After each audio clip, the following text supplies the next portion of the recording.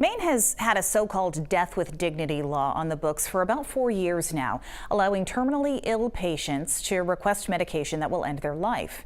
And while that option is fairly new for humans, it's always been one for the owners of aging or sick pets. But more often than not, that decision is made in a hurry while a pet is on an operating room table or at the vet's office. Veterinarian Jason Dahl says it doesn't have to be that way. Dr. Jason, as his pet families call him, works for an at-home care network called Lap of Love. He helps those pets die at home, surrounded by family and familiar surroundings.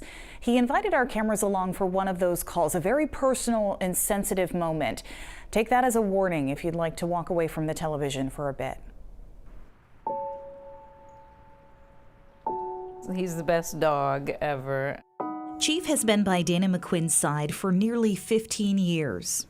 So we saw a sign on the side of the road and we went in and there were 14 golden retriever puppies. Her boy was the largest of the group and lovingly nicknamed Big Red. He loved the water and we went for many swims in the summertime. I took him to the, we did. Thank you very much. Thanks for stopping by, guys. Yeah. Thank you guys for coming. Oh yeah, don't forget your package. Oh yeah. Oh yeah. Oops. It was a very good final day for Chief, who's been struggling with health issues that will only get worse. At the recommendation of their vet, Dana and her partner Devrin found Dr. Jason Dahl, an end-of-life care veterinarian. The two made the choice to say goodbye to Chief in his own home, in his own bed. We think of like a natural death with humans sometimes, but with pets, a natural death is unfortunately very rare. And it usually is when their loving family isn't there. At-home care was something Dana had only heard about through a friend living in England. Chief, like many pets, gets anxious during a visit to the vet, and she didn't want his final moments to be filled with stress. Dr. Jason first talks with them about any medications or declines in Chief, confirming what can and can't be done to help. He then explains the process of euthanasia. First, I'm going to give Chief a big dose of pain medication and sedation under the skin, just like a vaccine. I'll probably give it right between his shoulder blades right here. And then within about 5 to 10 minutes, he'll be on cloud 9.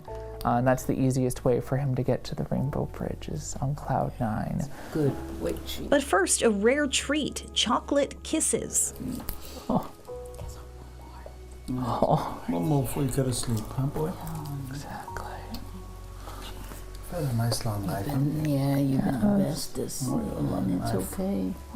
A few more hugs and kisses and stories shared, and something you wouldn't expect at a time like this, laughter. My Tinder site had me walking him. My son took pictures of me. You were Cupid. He was Cupid. Oh. Exactly.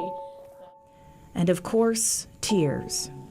I know we're never ready. But Dana, are you okay if I give him the second part? Yeah.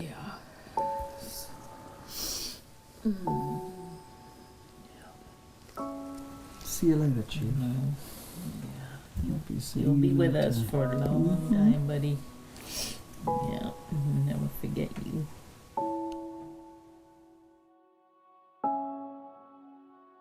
I found Lap of Love after a loss myself. My mom died from COVID complications.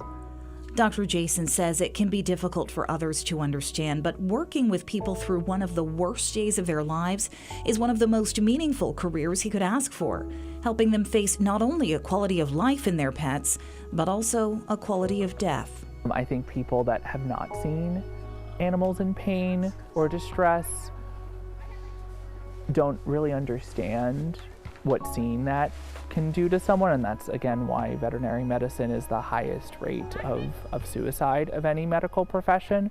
So I'm just very glad that again I'm sort of giving gifts all day.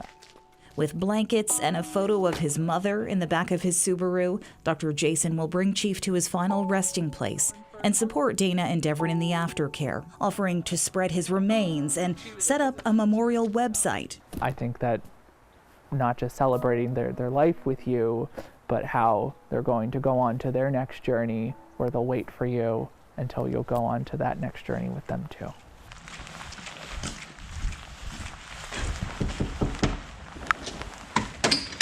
We followed up with Dana McQuinn 2 weeks after she and Devrin said goodbye to Chief. Good to see you. How you doing? Oh, we're doing okay.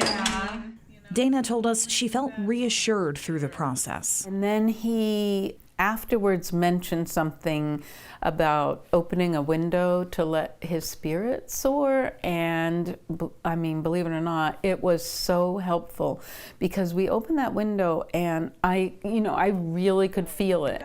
Sharing his story. And in the backyard now, a work in progress, a garden that will feature Chief's sticks that he carried home from the beach or from his walks through the nearby park. Despite the loss, Dana says she feels a sense of peace. It was a wonderful experience, which sounds crazy, but there was nothing that was tugging at my heartstrings besides the loss of, our best buddy. Lap of Love is just one option for that at-home end-of-life care, and you can learn more about it on our website about group therapy sessions or read articles about processing grief and guilt. Dr. Jason Dahl does recommend talking to your veterinarian about your options. In fact, your vet may be willing to travel to your home when the time comes too. It is not often we get involved in the stories we tell. This was very personal for you, though. This was personal. Like so many, I didn't even know this existed until our dog Jackson collapsed in the driveway last summer, and a friend actually recommended, you can have somebody come to the house. So if you're interested, you can read more of my personal story on our website as well. Very difficult story to tell. Thank you for telling it. Thank you.